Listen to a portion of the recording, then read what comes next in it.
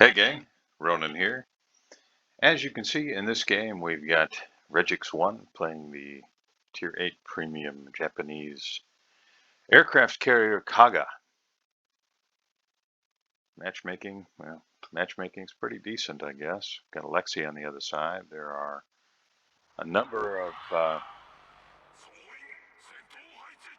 ships with decent AA, but one of the strengths of the Kaga is that it has a ridiculous amount of aircraft on the deck. That is almost well, it might be a verbatim quote from the pros and cons on the World of Warships wiki. Let's see, pros, yeah. Ridiculous amount of planes immediately available on deck. So while the aircraft are not especially powerful, there are a lot of them, which makes them very powerful, especially over time during the length of the game. So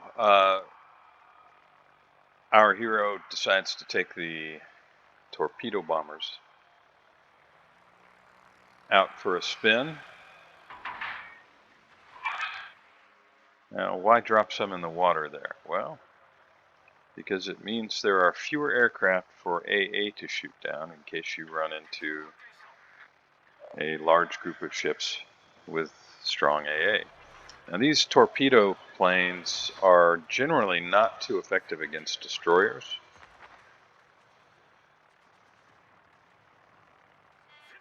And Regix 1 decides, you know what, I'm just going to move away, try and get out of the AA range and do some spotting for the team.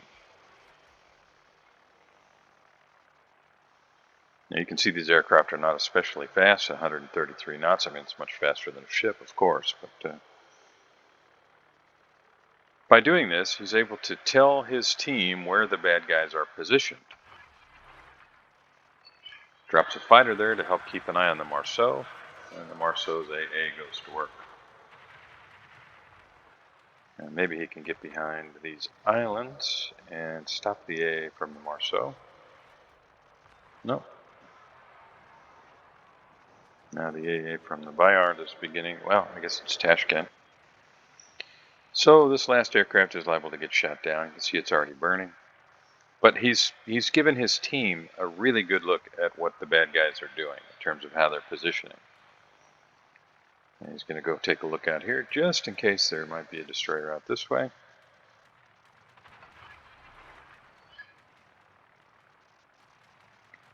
And it also helps Regix 1 to know where he wants to make his first initial strike or strikes.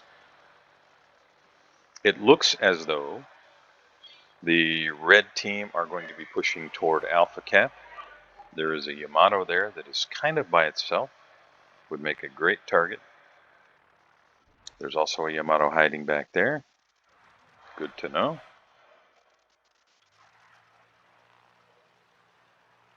And this time, it's bombers.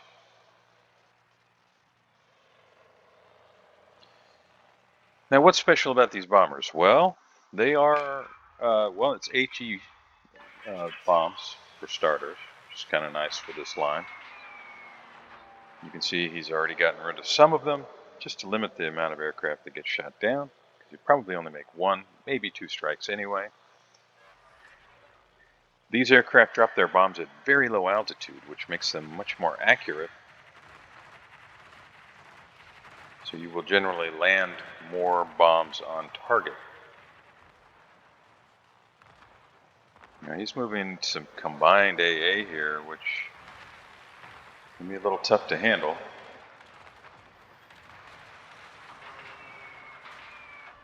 A little bit beyond the target when he pulled the trigger there. Good guys have lost the Tashkent, and the bad guys have made a huge push for Alpha, and the Marceau was able to secure the Bravo Cap. But the good guys secured the Charlie Cap, and they've got a lot of firepower over there. You got Daring and Z-23, backed up by North Carolina, Des Moines, Shikishima, and Bourgogne.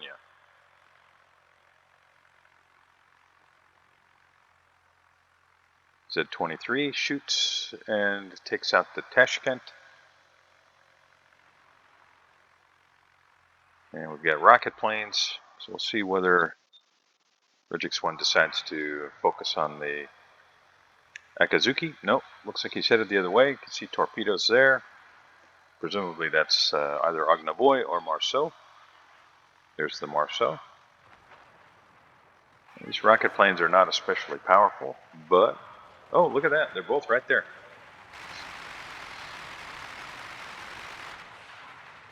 A long arming time.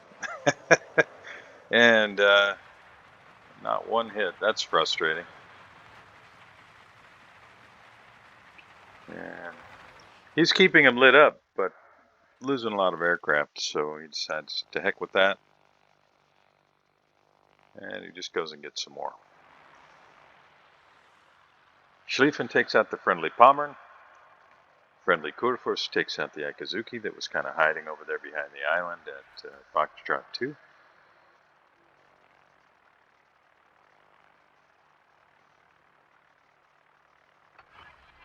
Both teams now down 2 ships. Bad guys have a bit of a lead because they took out a battleship on the good guys' team, and battleships are worth more points.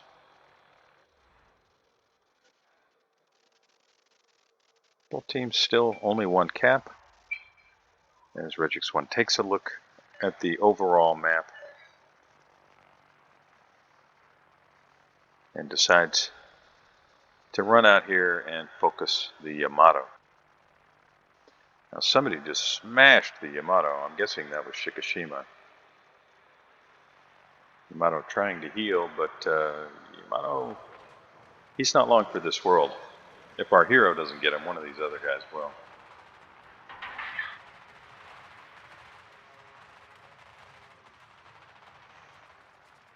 Oh, so close. But no cigar as Yamato reverses out of the way and is taken out by Borgonia. So here we are, 7 minutes into the game, and our hero has, well, he's done 0 damage. Now that is a little bit frustrating for anybody who's playing the game, and I'm sure that Regixone was feeling a little frustrated at this point in the game. But every game is a little bit different, and the fact that you don't do big damage early does not necessarily mean that you're not able to contribute. Again, we go back to the beginning. One of the strengths of aircraft is the ability to spot for your team, and Regixone was able to tell his team essentially where every red ship was, more or less, at the very beginning of the game, and that helped.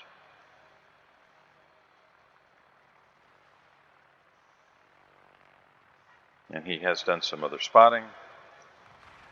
And now, rather than focusing on spotting, he's able to focus on damage.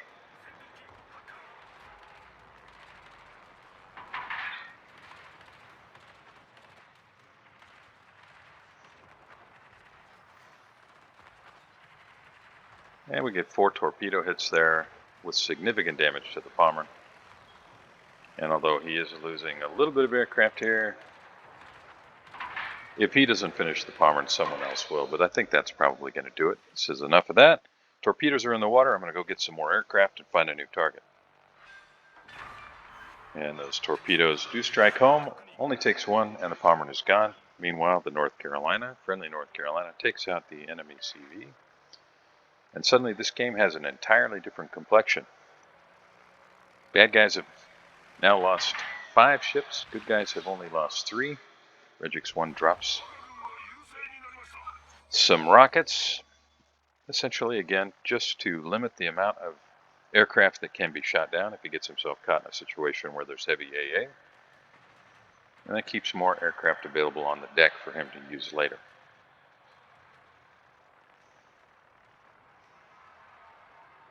Looking for the DD, I think.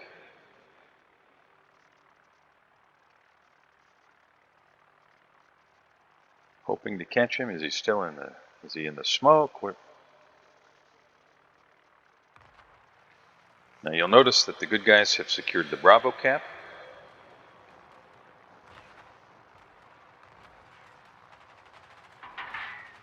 And hopefully he didn't wait too late to drop those. These torpedoes do take quite a while to arm.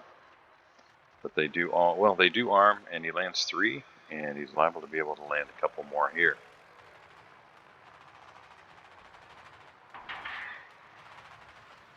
Saw the reticule very close, in fact, on top of the Yamato, but the Yamato was moving away, so those torpedoes might still have time to arm. They do. He lands 1, but no flooding. Marceau finishes off the Z-23. Good guys are now down 5 ships. Bad guys are down 6. And the good guys are making a push. They've really kind of boxed in what looks to be 4 ships out there at the Alpha Cap. Bayard and Marceau considerably farther south, which means they may flank. But the North Carolina sitting back there at Charlie. And Des Moines finishes off the Hindenburg, and Hindi is a very, very good cruiser. Just kind of got caught in the middle there as Regixone demonstrates the accuracy of these HE bombs. So as he lands 4 there, now he can spin around and do it again. Will he drop Bismarck? Will he drop Schlieffen? Now, Schlieffen's gone, so it makes perfect sense to drop the Bismarck. Lands a couple more there.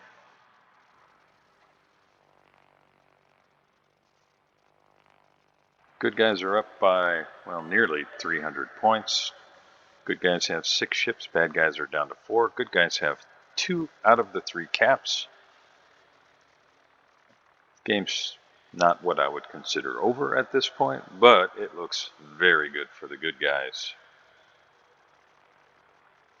Bayard and Marceau have moved up closer, which is allowing them to get the sides of the Des Moines. And then Yamato finishes them off.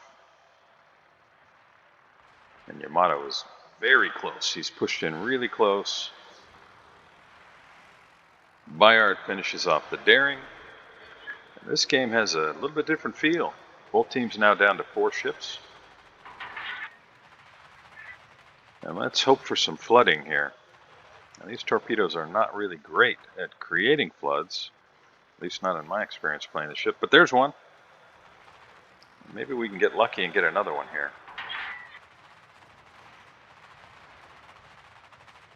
Can he get a 3rd drop? He did hit the bow. That's where you want to go if you're looking for flood. It's going to just flood out, and that's that. So that's 2 kills now, just over 70,000 damage. As the good guys now have a 1-ship lead. Good guys are down to 4 ships. Bad guys are down to 3. Still have a 2 cap to 1 advantage and a significant points lead.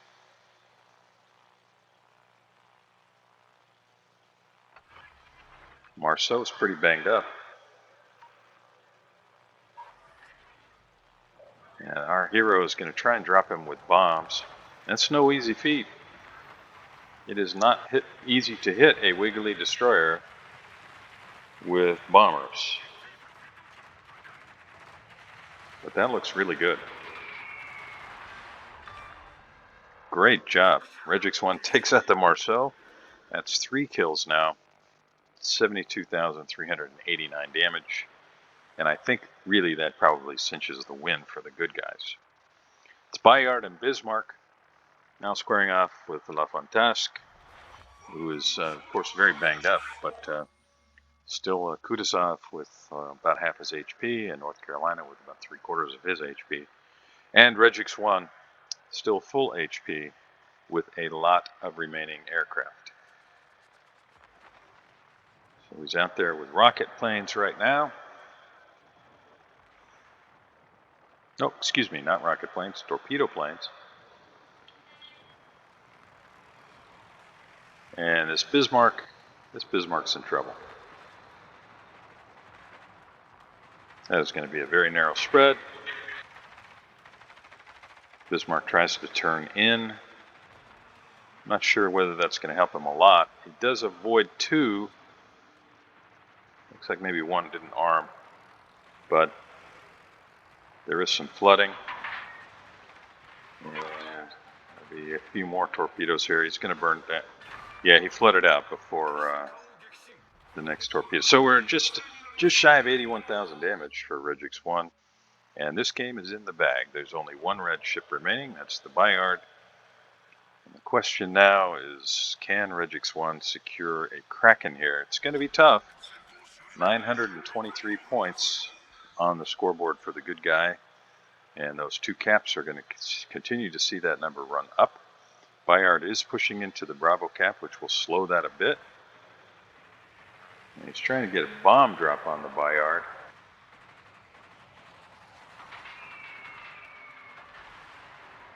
And that was a nice drop. 4 bombs on the Bayard. Pretty big damage. And he's turning around and going to try it again. But 953 points now. He might get one more drop with these. And maybe another drop with something else. Bayard is able to avoid destruction. But 965 points on the board right now as Regixone brings the torpedo planes. And I think this will probably be it. Bayard looks to be pushing toward Regixone with the intention of getting guns on him. You see a drop here, then I think he'll spin around. I don't know that these are going to have time to arm. We'll see. No. No damage on that drop. Bayard is pretty maneuverable. 983 points on the board.